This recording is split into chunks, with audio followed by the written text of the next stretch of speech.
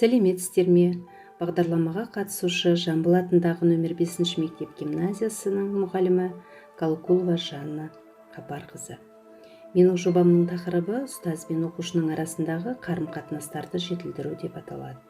Өз тарапымнан қарым-қатынасым өте жоғарғы деңгейде болғанмен, менің жұмыс мазмұным туындады. Өйткені менің сыныбым арасында осындай сұрақтар туындаған болатын. Яғни, кәсіби мәселеме тоқталатын болсақ, мектепте оқу мен оқытуға бағытталған кәсіби мәдениет құру мақсатында ұстаз бен оқушының арасындағы қарым-қатынастарды жетілдіру жолдары іздеу қарастырылды. Яғни менің сыныбым неге шулап отырады? Мұғалімдермен қарым-қатынасы неліктен жиі бұзылады? Кім кінәлі? Шешу жолдары бар ма деген сұрақтар мені мазалады. Осы сұрақтардың жобамның туындаған сұрақтарын зерделей келе, мен біраз әдебиет көздерін қарадым. Бұл қандай қарым-қатынастарды білдіреді?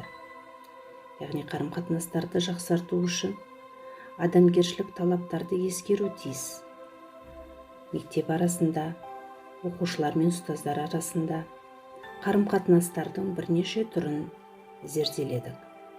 Менің оқушы мен ұстаздар арасында қандай қарым-қатынастар болып жатыр екен? Яғни ол қарым-қатынастарды кім бұзып жатыр? Ата-ана, оқушы, мұғалім арасында қарым-қатынастарды зерделей келе, мына бір нақыл сөзге тоқталғым келіп отыр.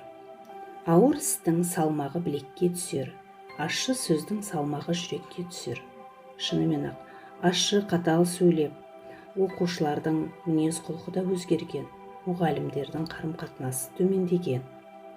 Осы жобаның іс-әрекет жоспары құрылып, әр ай сайын сауалнама, оқушы, ата-ана, мұғалім барлығына сауалнамалар жүргізіліп, сонымен қатар іс-әрекеттердің даму құралдарына күнделіктер жүргізіліп, сабақтарына қатысып, сауалнама алынып, бақылау жұмыстары жүргізіліп, Instagram парақшалары да ашылды. Сауалнамалардың нәтижесіне қарай отырсақ, біраз жұмыстардың төмендеп кеткенін байқауға болады. Бұл жерде жас мұғалімдерге тәлімгерлік жұмыстың жетіспеуі, оқушылар тарапына ата-аналардың тәрбиесінің жетіспеуінен көзім жетіп отырды. Қай мұғалім өз сабағында айқайлап өткізеді деген сауалнамаға мұғалімдердің аты жөні де жазылды, және анонимді түрде алынған сауалнамаларға зерделеу жұмыстары жүргізілді.